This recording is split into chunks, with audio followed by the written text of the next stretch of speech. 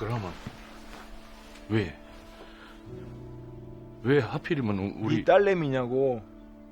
그 어린 것이 무신죄를 졌다고. 예. 자네 낚시할 적에 뭐 어떤 게 걸려 나올지 알고 한가? 아니. 그놈은 낚시를 하는 거요. 뭐가 딸려 나올지는 몰랐겠지 지도. 그놈은 그냥 미끼를 던져본 것이고 자네 딸내미는 그것을 확 물어본 것이요. 그것이 다요.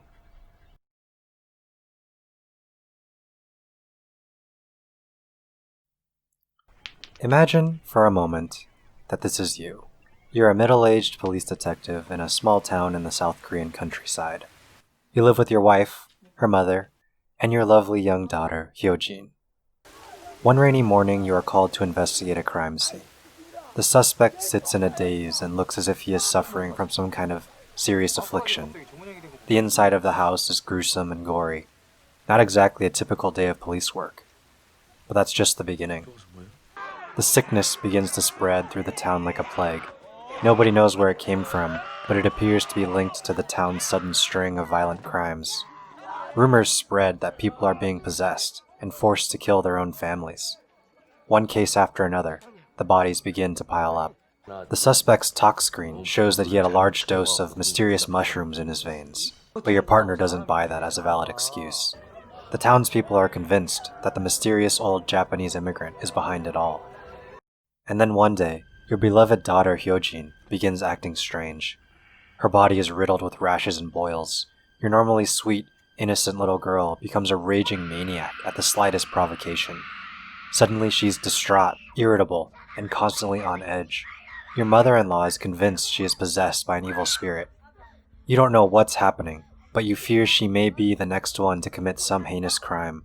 Or worse. Why here? Why Hyojin? Why me? You're left with little more than questions. This is the setup for The Wailing. Director Na Hong-jin's masterpiece is an exercise in the tumultuous reality of life and the unsettling realization that horrific things may happen to us at any time without any obvious reason, and it's completely outside of our control. This film takes a deep dive into a period of an ordinary man's life, thrown into complete and utter chaos. The main character, Jong-gu, is faced with uncertainty and peril at every bend in his story. That brings me to this. This is what I call the triangle of supposition. Supposition. Noun. An uncertain belief. Through the film's plot development, we see Jong-gu become increasingly desperate for answers as his daughter's condition worsens. He begins to shed his innate perspective of non-belief and trust in facts, and instead begins to rely on those around him for answers. This triangle is a visual and metaphorical representation of the different elements of bias that sway Jong-gu's belief over the course of the movie. First, we have the base center of the triangle, which I'm going to refer to as the village circle. Jong-gu lives in a small town where rumors spread faster than facts. The village circle consists of his family, friends, and co-workers. Everyone in the village is a member of a uniform, monolithic culture. Any kind of outside presence or strange behavior is immediately thrust into the spotlight. This circle represents the center of the triangle, as it constitutes Jong-gu's bedrock foundation of belief outside of reason. The village circle represents the core from which Jong-gu derives his rationale for making decisions in relation to the outer points of the triangle. The first point in the triangle represents the foreigner. A Japanese expat, the foreigner came to live on the outskirts of Jong-gu's village sometime in recent history. The village circle is extremely prejudiced of this man and have an abundance of twisted, disturbing tales about him. His alleged misdeeds include feasting on the raw flesh of animals, committing unsavory acts to unsuspecting women by the river, and worst of all, the possession of the townspeople, forcing them to violently dispose of their loved ones. Upon arriving at his mountain home, Jong-gu and company find a locked room decorated with an unsettling, demonic-looking altar, full of photographs of past victims. When he confronts the foreigner about them, The Japanese man gives no answers. This pushes Jong-gu farther into the corner, into the belief in his conviction that the foreigner is to blame for all of these recent happenings. The village's inherent bias against a mysterious, middle-aged Japanese man puts him squarely in Jong-gu's crosshairs as he loses grasp on hard evidence. Moving to the next point in the triangle, we have the woman in white. We first get a glimpse of her just outside one of the crime scenes. She regales Jong-gu with a testimony of what occurred there and who was responsible. She also warns him that the foreigner is a predator and that Jong-gu should be wary. Jong-gu attempts to use her as an eyewitness, but she suddenly vanishes. She continues to appear throughout the course of the film, though always at a distance, watching from afar. She exists outside the sphere of influence of the village circle. It seems nobody even knows of her presence. One thing for certain is that she is directly opposed to the foreigner and continuously stalks him throughout the film. For the final points of the triangle, we have the shaman. After Hyojin's status takes a turn for the worse, Jong-gu's mother-in-law takes her neighbor's advice and calls for a famous shaman from the big city. While his expertise is expensive, he is known as the man to call in this kind of situation. The shaman has the trust of the village circle through his expertise of traditional magic knowledge. He immediately makes a claim to authority when he reveals their soy sauce was tainted with a dead crow, a recurring symbol throughout the film tied to the foreigner.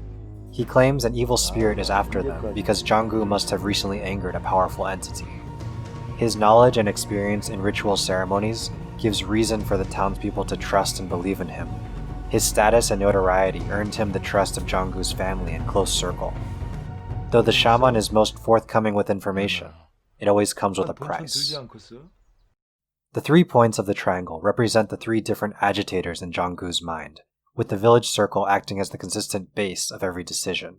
Whether it's the conviction that the foreigner is the evil spirit behind the possessions, a skeptical but hopeful faith in a more traditional savior, or a wavering trust in a suspicious but seemingly well-intentioned stranger.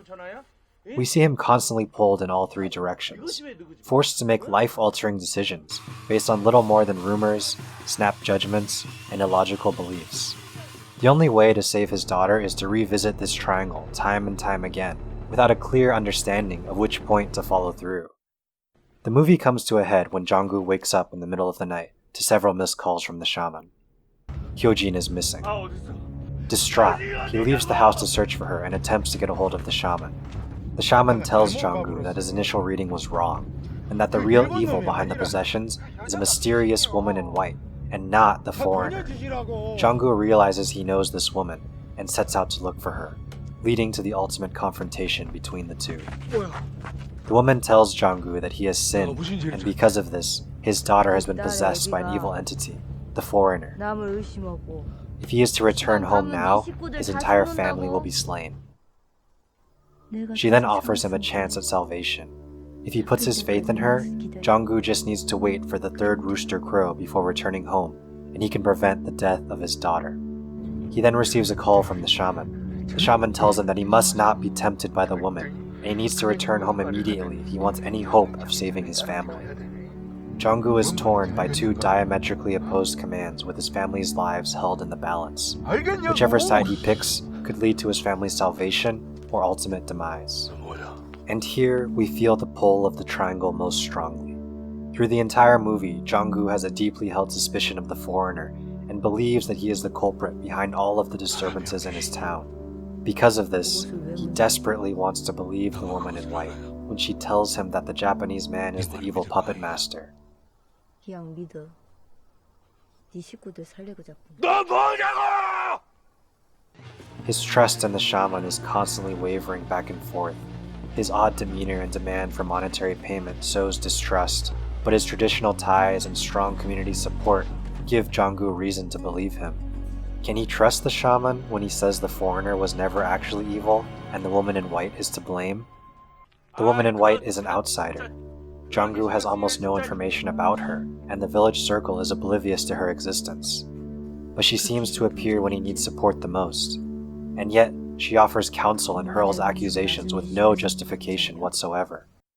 Above all else, Jong-gu has the strongest faith in the convictions of himself and those closest to him. He feels that if he trusts his instincts and listens to his inner circle, he can prevent the worst outcome. Every corner of the triangle is stressed to its breaking point at the climax of the film, and there is seemingly no recourse in sight. 내가 무슨 죄를 졌대? What should he do? What would you do? Trust the shaman, your village circle, your cultural identity, and run home to try and save your family yourself? Or do you put your faith in your gut instinct and a seemingly altruistic stranger who insists she just wants to save your daughter? How could you possibly make a decision like that? And here we arrive at the crux of the film's philosophy. Why Jong-gu's village? Why Jong-gu's daughter? Why Jong-gu? When we ask these questions, the film answers with a question of its own.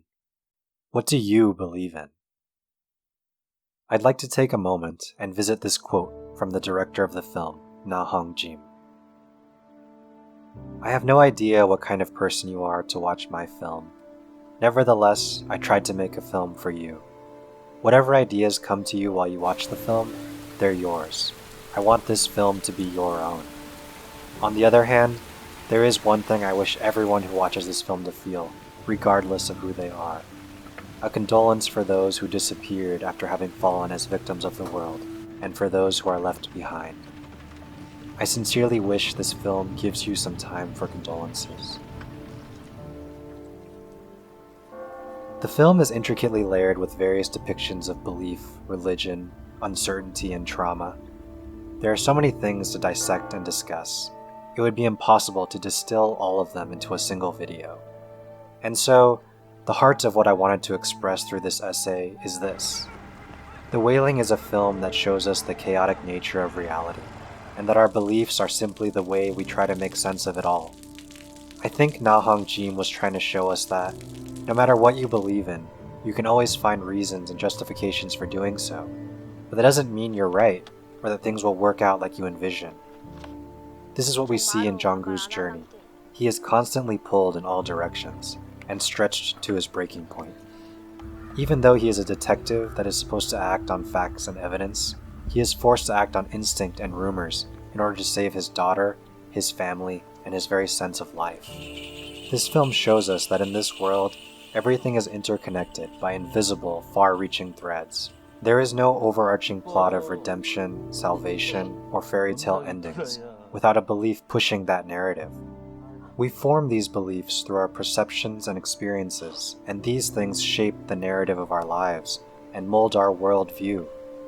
We try to thread a needle through the chaos of our experiences in an attempt at understanding the world around us. In the end, The Wailing gives us a genuine depiction of exactly that.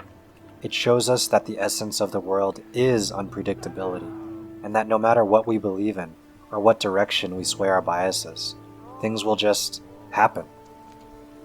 At some point, there's nothing we can do about it, except understand that this is the nature of our reality, and only through accepting it can we find our own meaning to life. Hey, thanks for making it all the way to the end. I know this video was a bit longer than normal, but I do feel the context demanded it. First, I'd like to say thank you to all 21 of my subscribers. You guys make it worthwhile, and I hope that I can continue to make content that you like. I do have to say this was the most challenging thing I've ever written. I did countless rewrites and revisions, but I think that the end product is worth it. If you guys haven't had a chance to see this movie yet, I recommend you give it a shot. It is directed beautifully, if intensely, and it's full of symbolism and is just overall a really interesting story. As always, thanks for watching, and I hope you enjoyed the video. Let me know what you thought below, and if there's anything else you'd like to see me do in the future. But that's all for now, so I'll see you in the next one.